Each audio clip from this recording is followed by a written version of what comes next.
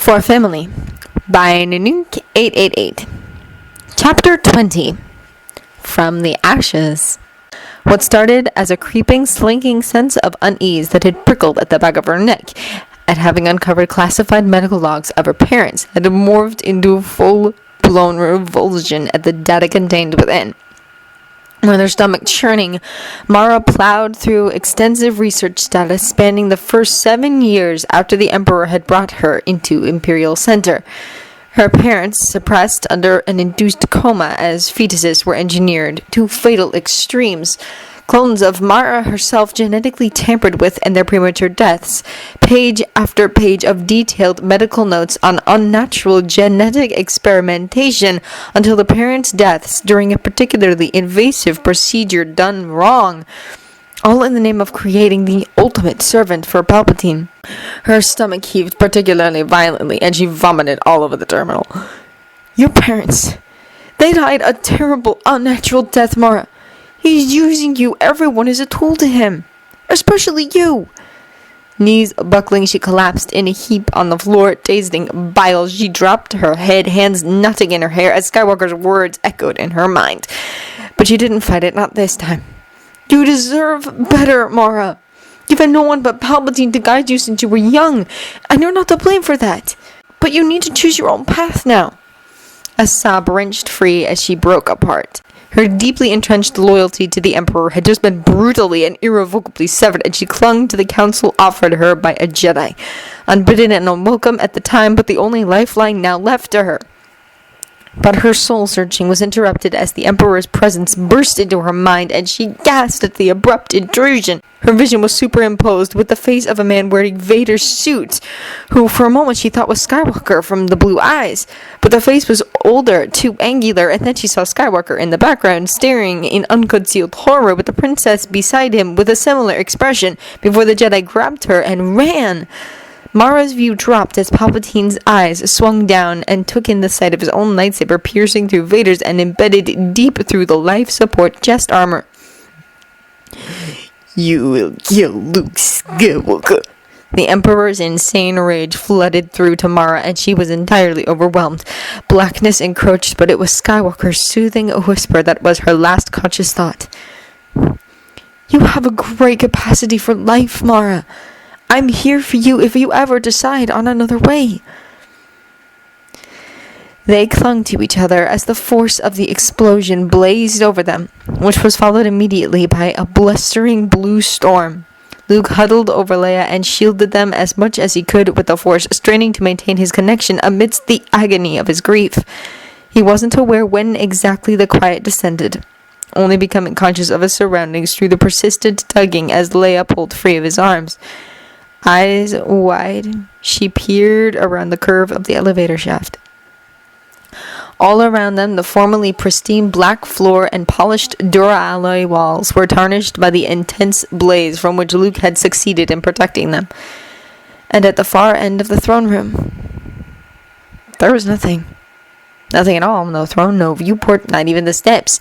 The entire upper section had been blown away, gaping open to the fleets of ships suspended around the Death Star with a ring of Star Destroyers surrounding them. Only a faint shimmering betrayed the magnetic shield that had resealed the air in the chamber. He was gone. He was really gone. She could feel it this time, the change in that faint sense that she hadn't been able to conjure with any control since it had erupted in her face on Geonosis. That evasive feeling just beyond her perception. Anakin Skywalker, her father, was dead. It took a while to realize that there was a weight on her shoulder. Luke stood beside her, his once boyish face haunted and older.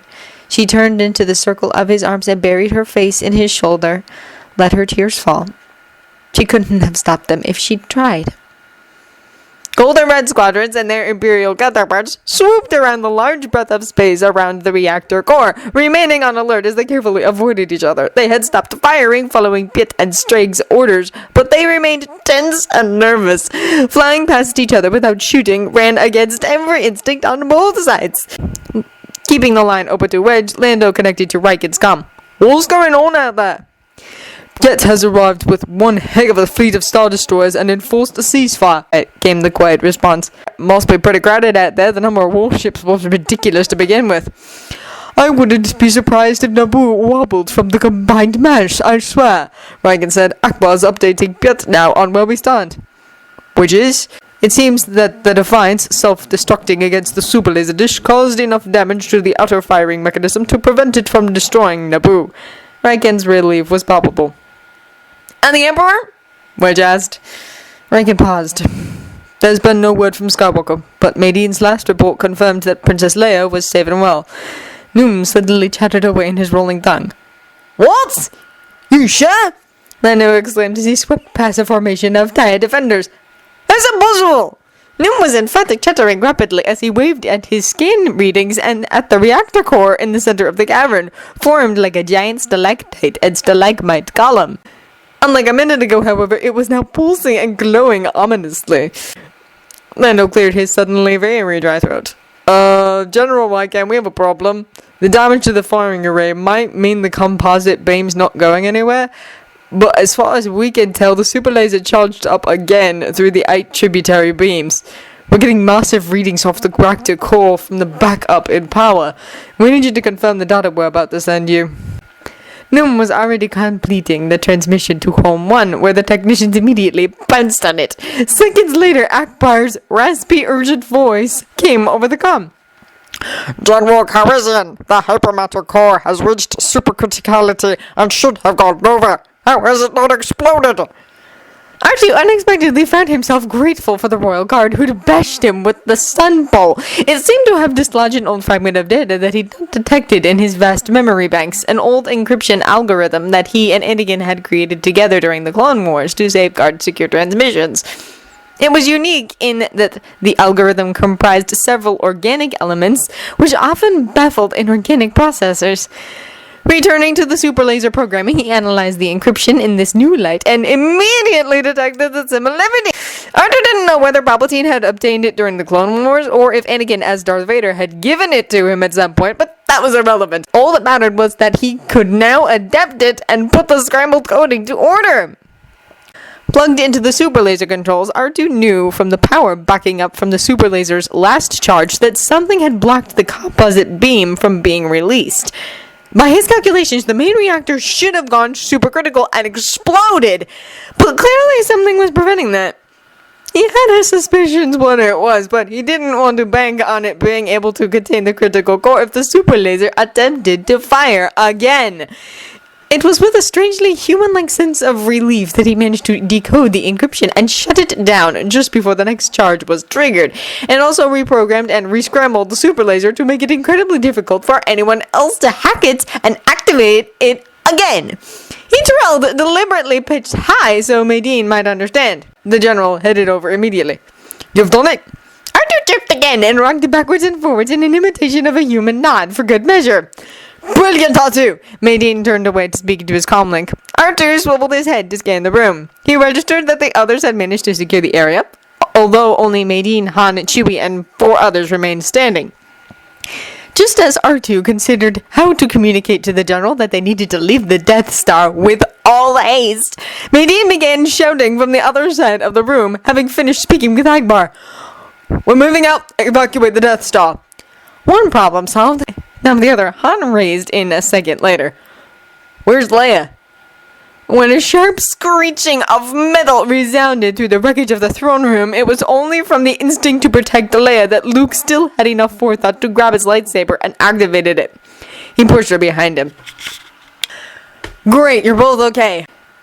Han pulled himself up out of the hole, eyes sweeping across the considerable damage around them and coming to rest on the crater blown open to the stars at the opposite end of the throne room. Wow. Is the scumbag dead? Chewie emerged through the hole behind him with a questioning howl. Han holstered his blaster. Come on, we've got to get out of here. Han. Leia slipped past her brother, rushed up to Han, and melted into his arms. Hey, Han said, laughing at what he mistook for eagerness. Good to see you again, too, sweetheart. But then he spotted her tears, and his voice instantly became tender with concern. Hey, what is it? He rubbed her back, trying to peer into her face as she pressed it into his cheek. Are you hurt? Is Luke hurt? What happened? He got no answers from Leia. Kid? Noticing Luke's stricken face for the first time, Han's eyes swept the throne room once more, and he finally realized the other significant absence. Where's Vader? Is he dead too? Leia cringing against his chest, and the very visible pain that twisted Luke's face only reinforced the sneaking suspicion he'd been getting recently that he was missing a key part of the full picture. Is that bad? Chewie growled at him to shut up! What? He demanded, scowling back. It wasn't his fault if he put his foot in it, if they insisted on keeping him in the dark. Luke visibly gathered himself, taking a deep breath as he hooked his lightsaber back on his belt. He boxed away his inner anguish in the way that only a Jedi could, leaving but a shadow of himself, but who could nevertheless function for the time being. We're alive, Han. Focusing more consciously on the Force again, Luke immediately heard its warning. But we have to get off the Death Star on the double. Han wasn't surprised at Luke's way of mysteriously knowing things by now. Yeah, as I was saying, it's about to blow. The Force was whirling in jubilation as the Chosen One transformed into the Force. Yoda's eyes were closed in concentration, his short arms still outstretched towards the gargantuan construction above him as he focused amidst the swell of the Force. The youngling's grief was raw against his senses, but he couldn't help a profound sense of relief.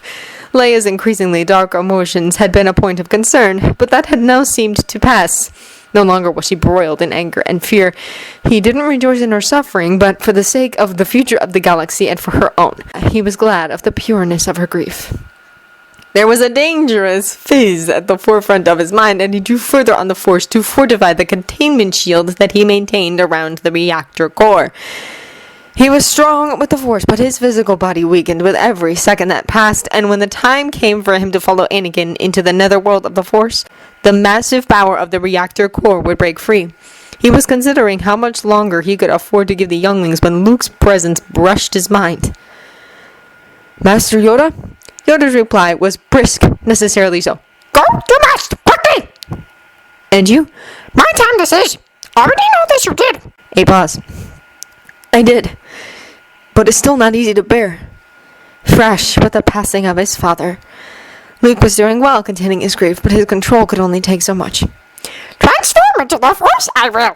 I wish this is. Rejoice for me, you must, Master Skywalker. There was a jolt at the unexpected appellation. As weakness sapped at his physical body, Yoda hummed in contentment. Yes, all was right. The young Skywalker, the new leader of the new Jedi Order. He could retire to the Force in peace. Pass on what you have learned. Remember, a Jedi's ally is the Force, and a powerful ally it is.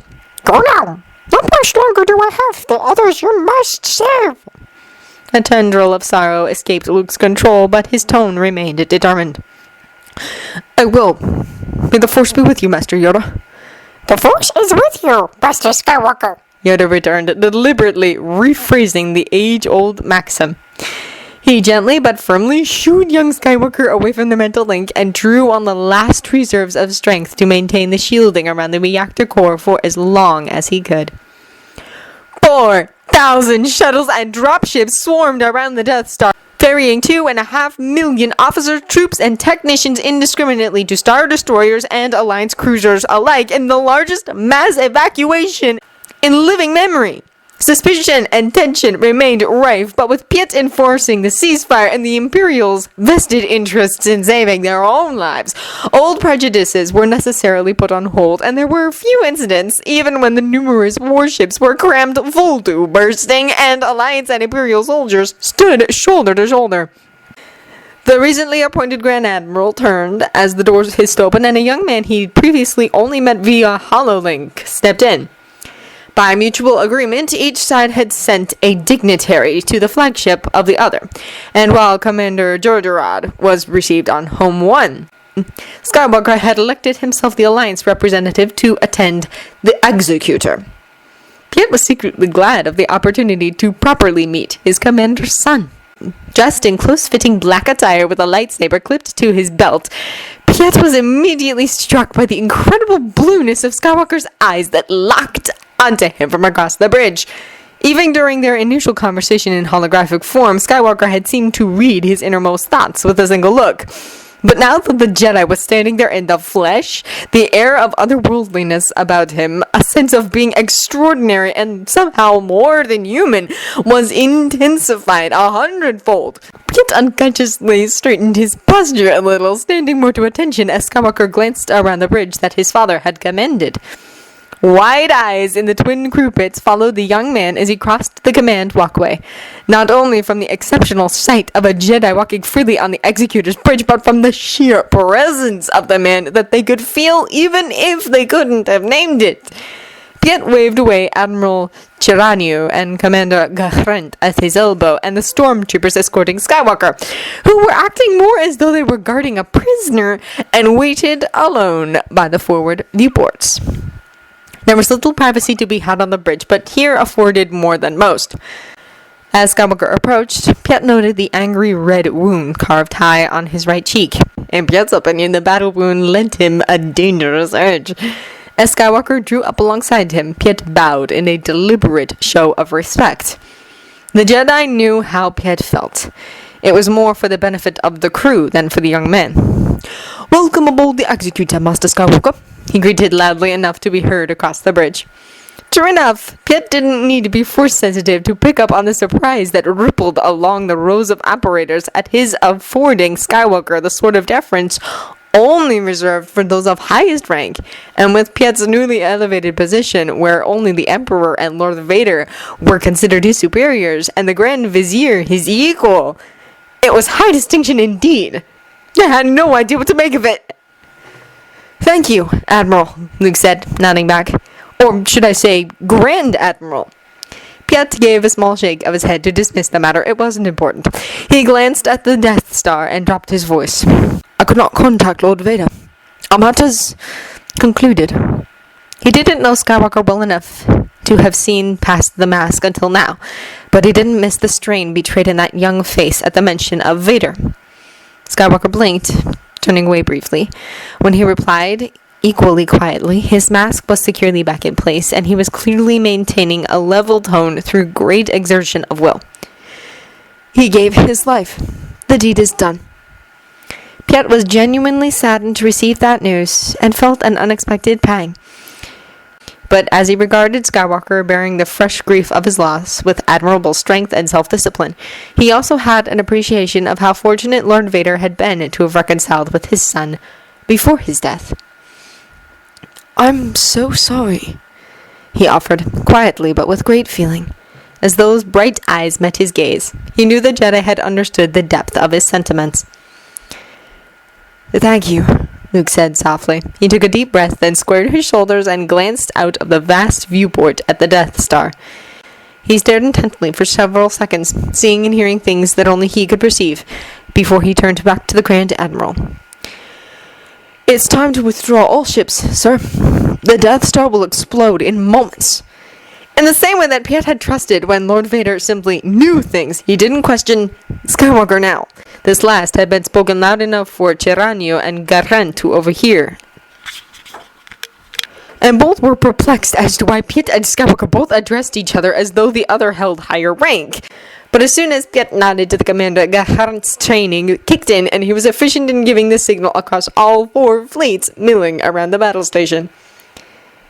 The gallimaufry of hundreds of capital warships and medium-sized transports and the thousands of starfighters sped away from the Death Star moments before the monstrous battle station exploded into a fiery star. He had known it was a bad idea. He hadn't even protested, although admittedly it had been half-hearted at best, and he'd rather easily allowed himself to be persuaded. But oh, how he regretted staying behind now. Hours of waiting, hours of his processors whizzing overtime with all the possible probabilities of all the possible eventualities. The overgrown scrap pile couldn't keep himself or Master Luke safe. He should have gone with them. 3PO's auto-receptors perked up as Mothma began speaking with Akbar. Dithering on the fringes of the bridge of the reef home, he picked up enough of Mothma's side of the conversation to surmise the outcome of the battle and who had survived, and his poor overworked processors were finally able to relax. Thank goodness, I'm so glad. He said to nobody in particular. The comlink Master Luke had given him began beeping, and he tottered away from the activity on the bridge for some quiet. Hello? Hello? He said uncertainly, never sure whether the one on the other end could hear. A pause. Then came a quiet female voice. Who am I speaking to? Oh, hello, I am C-3PO, Human Cyborg Relations. How might I serve you? 3PO. The female sighed in what he interpreted as resigned disappointment.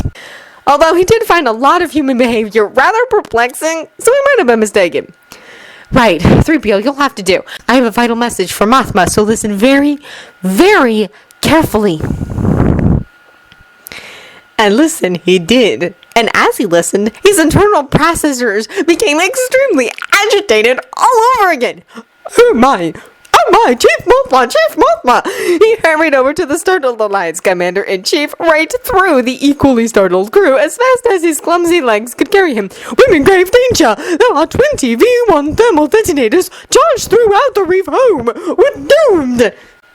For precisely 2.1825 seconds, the humans didn't react. Then all at once, hands were grabbing comlinks, and officers, technicians, and operators were being alerted all throughout the MC-80 Liberty-type Mon Calamari Star Cruiser. 3PO, do you know where they are? Mothma asked as she approached him. The droid listed the locations and deactivation codes the female voice had given him, and one by one they were neutralized throughout the ship. Mothma ordered a full sweep of the reef home, as well as the 2 escorting Mon Calamari cruisers, and also alerted Akbar to search the primary and secondary fleets at Naboo. She returned once more to 3PO's side. 3PO, you saved us from a terrible disaster. Thank you. Oh no, Chief Mothma, I merely answered my comlink. Mothma studied him closely. It was a tip-off? Yes, it came through this comlink that Master Luke gave me, although I did have the impression that she had wished to speak to somebody else. 3PO would have shrugged if he had been able to. She was very insistent that I listen to her, and she informed me of the Emperor's backup plan to destroy the leader of the Alliance. She? Who was it? I'm afraid she didn't identify herself. Oh! 3PO cried as though he had surprised himself. I forgot! I can run a voice analysis. One moment, please. He analyzed the recorded audio file against his databanks, then ran it again, only to come up with the same result. Chief Mothma! 3PO reported in a voice of amazement. There is a 4,737 to 1 possibility that my analysis is in error, but as far as I can determine, the caller appears to have been Mama Jade. No one had seen or heard from the Emperor and Darth Vader since the spectacular destruction of the Death Star, and rumors ran riot. Every conceivable notion abounded, be it that they had merely been evacuated to safety, or that the entire affair with Naboo had been nothing more than an elaborate hoax. One extremely far-fetched suggestion even went so far as to suppose that they got on vacation and had forgotten to inform anybody. The most popular theory, however, attributed their disappearance to their demise. Sait Pestage, the Grand Vizier on Imperial Center, declared a state of emergency and summoned the most senior officers in government and the Imperial Navy with the aim of installing an emergency council, only to learn that many were in attendance at Naboo in order of the newly appointed Deputy Supreme Commander of the Imperial Forces. Highly put out to suddenly discover that he had a rival to his eminent position at the Emperor's right hand, second only to Vader, he contacted the new Grand Admiral, only this time to be dismissed curtly with the assurance that matters were in hand, and that he would receive further notice shortly. It was some time later when Yasane Isard, the director of Imperial Intelligence, was pacing in his opulent office as they attempted to hash out a plan of breaking Piet's hold over the Imperial Navy, that Pastage received the alarming notification that the 30-strong Death Squadron fleet had arrived in its entirety over Imperial Center. The resident guard fleet, at half strength with Palpatine having sent many of its Star Destroyers to Naboo, was hamstrung as Death Squadron immediately took up formation around them. Troop transports swooped down to the Ecumenopolis, and minutes later the Imperial Palace was overrun by the 501st Legion, with their weapons set on stun. and placed under emergency security lockdown by order of Lord Vader's proxy. Barely had the media pounced on this shocking story when IHV broadcast 2 holo recordings that further sucker punched the galaxy, one after another. The first was from the throne room of the Death Star, obliterating the carefully cultivated image of a benevolent Emperor Palpatine and betraying his true self, which couldn't have been anything but.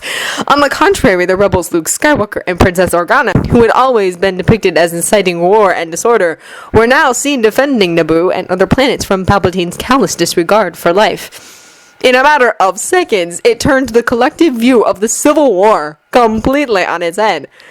The second was preceded with a fanfare of the Imperial anthem.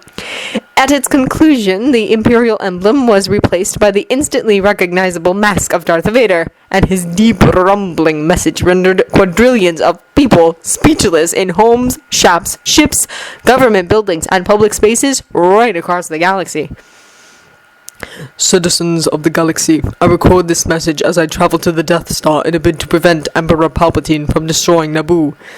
If you are seeing this, he is dead. Palpatine left no heir, and thus I am the lawful successor to the galactic throne. As Emperor Vader, I make 3 immediate decrees. Grand Admiral Firmus Piet, the Deputy Supreme Commander of the Imperial Forces, will verify the legitimacy of this recording and act as my enforcer. The first decree is to reinstate the immediate ceasefire between the Empire and the Alliance to restore the Republic. The second is the declaration of a secret peace treaty between the Empire and Rebel Alliance.